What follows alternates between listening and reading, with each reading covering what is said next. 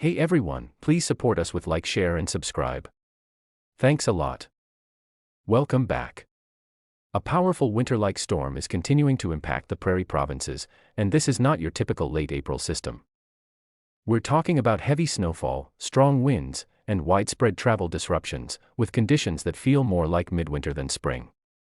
If you're anywhere from Alberta through Saskatchewan and into Manitoba, this is a storm you need to take seriously, because impacts will continue through Saturday and possibly even beyond in some areas. Let's start with the overall setup.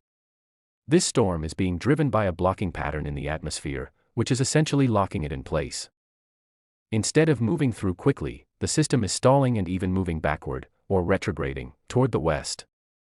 That means areas that have already seen heavy snow could see even more, and regions further west, like Alberta, are now getting pulled deeper into the storm's core.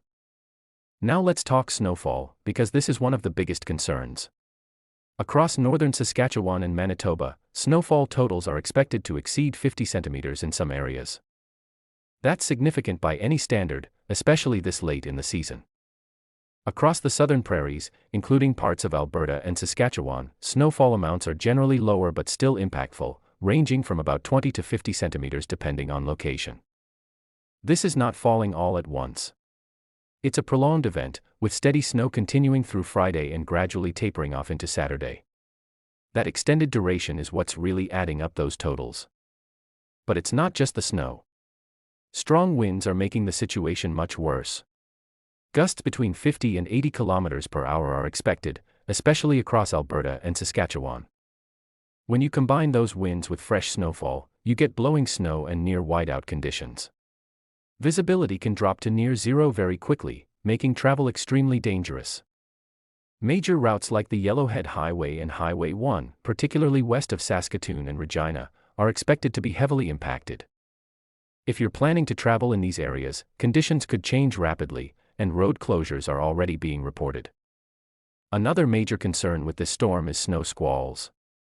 These are expected to develop in parts of Alberta, especially near Edmonton, Cold Lake, and Prince Albert. Snow squalls are intense, narrow bands of heavy snow that can produce rapid accumulation in a very short time. You might go from clear or light snow to heavy snowfall and near zero visibility within minutes.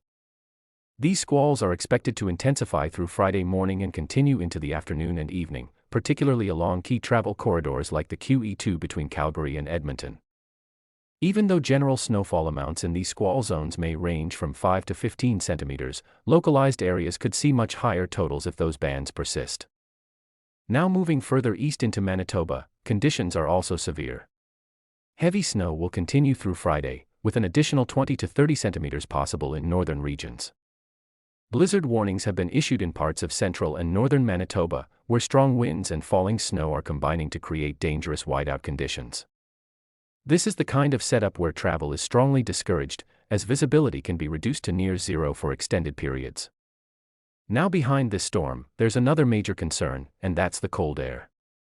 Arctic air is expected to surge into the prairies once the system begins to weaken. Temperatures could drop nearly 20 degrees below seasonal averages, bringing back a deep chill that feels more like late winter. And this is not just a brief cool down. These colder-than-normal temperatures are expected to persist into early May, especially across Alberta and Saskatchewan. There may be some brief moderation in western parts of the prairies later next week, but eastern areas are likely to stay below normal for longer. So even after the snow ends, the cold will stick around, slowing down melting and keeping conditions wintry for several more days. Now, despite all the challenges this storm is bringing, there is one small positive. The precipitation is much-needed moisture for the prairies, especially as the region heads into wildfire season. While the timing and intensity of this storm are far from ideal, the added moisture could help reduce fire risk in the coming weeks. Still, the immediate impacts are significant. Heavy snow, strong winds, snow squalls, and extreme cold are all combining to create a high-impact weather event across the prairies. So the key takeaways here are to avoid unnecessary travel, stay updated with local warnings, and be prepared for rapidly changing conditions if you're in affected areas. This is a multi-day storm, and conditions will not improve immediately. Friday remains the most dangerous day for travel, with ongoing impacts into Saturday before things begin to gradually improve. That's your full breakdown of this powerful prairie storm. Stay safe, stay prepared, and keep checking back for the latest updates as this system continues to unfold.